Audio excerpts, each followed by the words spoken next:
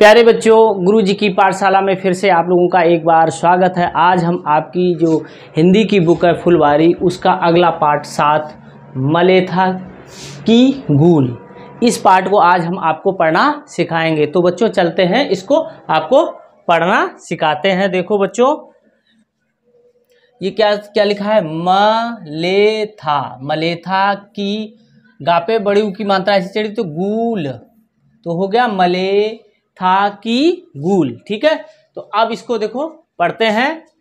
अब देखो माँ और ये धा बना है, आधा धा और या, तो मध्य गढ़ गढ़वाल, तो ये हो जाएगा मध्य गढ़वाल की घाटियों। घाटियों में एक एक गांव गांव है।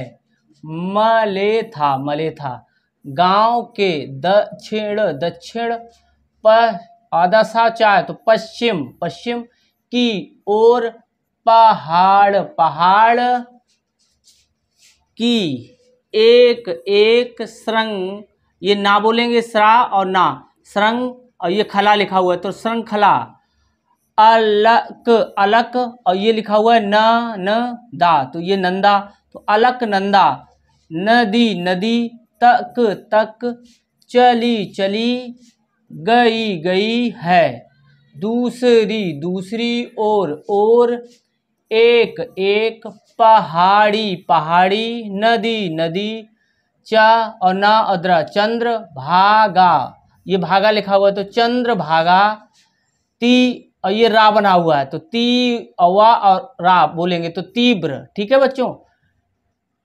तीव्र तीव्र, बेग बेग से, बहती बहती हुई हुई, अलकनंदा अलकनंदा में, मिल मिल, जाती जाती है, बी और ये चित्र चित्र लिखा हुआ है तो विचित्र, दो भागों में पढ़ेंगे इसको, बी और फिर चित्र विचित्र, बात बात, यह थी कि, दोनों दोनों, और नदियाँ नदियाँ, रहने रहने, पर भी, मलेथा मलेथा गांव गांव में, सी नाक से बोलेंगे, सी लिखा हुआ है ऐसे, सी छोटी की मानता, इस पे बिंदी रखिए, सिंचाई सिंचाई का कोई कोई साधन साधन ना था, क्योंकि, तो क्योंकि इन इन नदियों नदियों, और गांव गांव के बीच बीच, पहाड़ पहाड़ खड़े खड़े थे, पानी पानी के अभाव अभाव में, सारे सारे खेत खेत,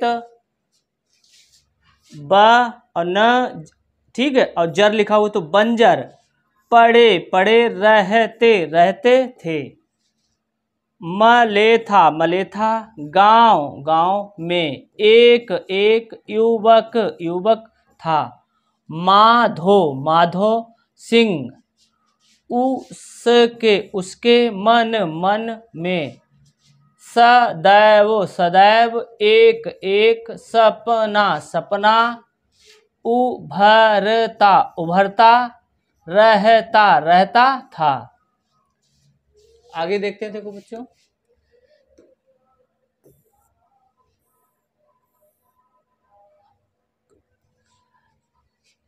कि यदि यदि, नदी नदी का, पानी पानी, किसी किसी, प्रकार तो प्रकार हो गया, हमारे हमारे, खेतों खेतों, तक तक, आ जाता जाता, तो हमारे हमारे, खेत भी, हरी हरी, भरी भरी, फसलों फसलों से, लह लहा लह लहा, उठते उठते, एक एक, दिन दिन, उसने उसने, अपनी अपनी, पत्नी पत्नी से कहा कहा, यदि यदि, हम जी जान से, कोशिश कोशिश करें करें, तो हमारे गांव गांव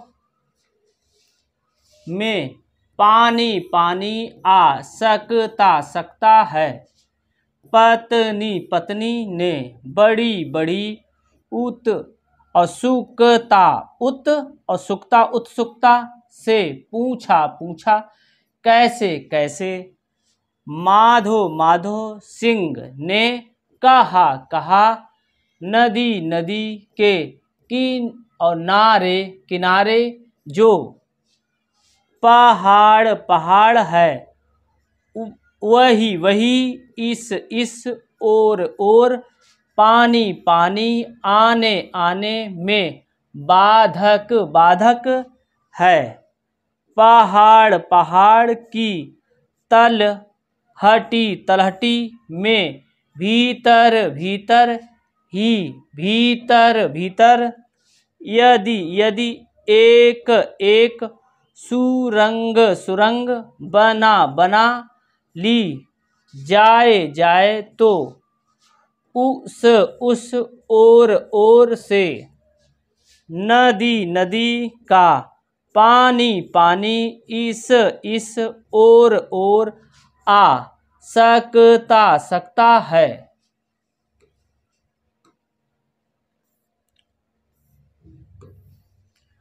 पत्नी बोल उठी इतना विशाल पहाड़ काट कर और ये रंग लिखा हुआ है तो सुरंग बनाना क्या सा। और ये फिर माँ पढ़ेंगे, ये ना भी होता है माँ भी। अब यहाँ पढ़ेंगे माँ संभव है। माधो सिंह ने कहा और ये रहा है कार्य कठिन तो है लेकिन असंभव नहीं। सोचो ऐसा होने पर हमारे गांव का कितना भला होगा। पत्नी ने कहा मैं इस महान कार्य में आपके साथ हूँ।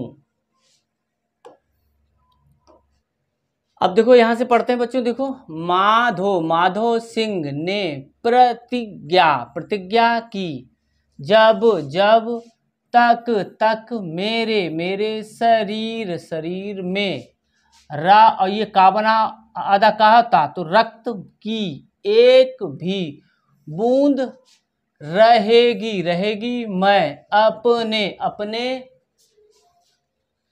गांव मलेथा तक गूल निकाल कर, ये दो भागों में पढ़ेंगे। निकाल कर पानी लाने का प्रयास करूँगा मैं तब तक चैन की नींद नहीं सोऊंगा जब तक मलेथा के एक खेत तक पानी नहीं आ जाता।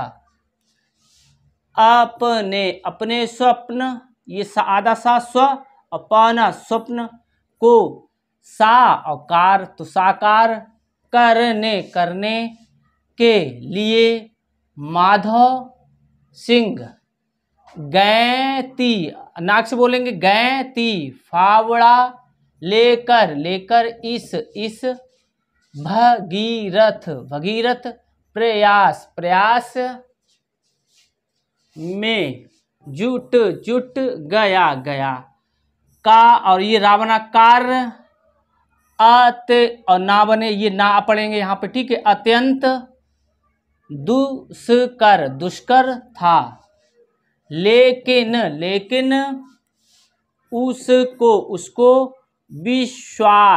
विश्वास था कि उसका सपना अवश्य पूरा होगा। माधव सिंह चट और टान चट्टान, तो चट्टान पर गैती जमाता और उस पर हथौड़े हथौड़े की चोट चोट से चट्टान चट्टान के टुकड़े टुकड़े जमीन जमीन पर आ गिरते गिरते हफ्ते हफ्ते डेढ़ हफ्ते में ही उसने उसने काफ़ी काफ़ी गहरी गहरी सुरंग खोद दी। इससे उसका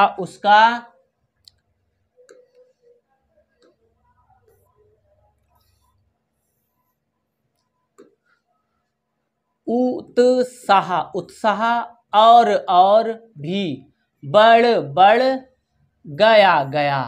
माधव सिंह के साहस और धैर्य को देखकर गांव के अन्य व्यक्ति भी इस कार्य में आ जुटे। उसने दिन रात एक करके कठोर पहाड़ को छेद कर गुल का निर्माण पूरा कर दिखाया। मलेथा की आधा पाव या प्यासी धरती पर पानी बहने लगा। आज भी मलेथा के साग सब्जियों से भरे खेत माधव सिंह के असीम धैर्य और कठोर श्रम की गवाही दे रहे हैं। देखो ये है, ठीक है, माधव सिंह है ये बच्चों, ठीक है। तो इन्हीं के द्वारा ये जो है ना सुरंग बनाई गई है, जो है ना, ये देखो ये बनी हुई है, ठीक है, पहाड़ के बीचों बीच से। तो इनका थोड़ा परिचय दे रखा है, तो इनको भी आप परिचय को भी जानिए। देखो यह भी जानिए। तो क्या है बच्चों, बिहार राज्य के गया जिले में गहलौर गांव है। वहाँ के एक व्यक्ति दशरथ माझी ने इसी प्रकार पर्वत काट कर अपने गांव के लिए रास्ता बनाया है। इस रास्ते को दशरथ माझी पथ के नाम से जाना जाता है। एक थे माधव सिंह, और ये एक बिहार में भी है बच्चों, जिन्होंने ऐसा ही काम किया था। एक पहाड़ को बीचों बीच से काट दिया था, पानी के लिए रास्ता बनाया था, ठीक है, अपने गांव के लिए रास्ता बनाया था। इन्होंने गांव के लिए रास्ता बनाया था, इन्होंने माधव सिंह ने अपने खेतों के लिए पानी के लिए रास्ता बनाया था, ठीक है।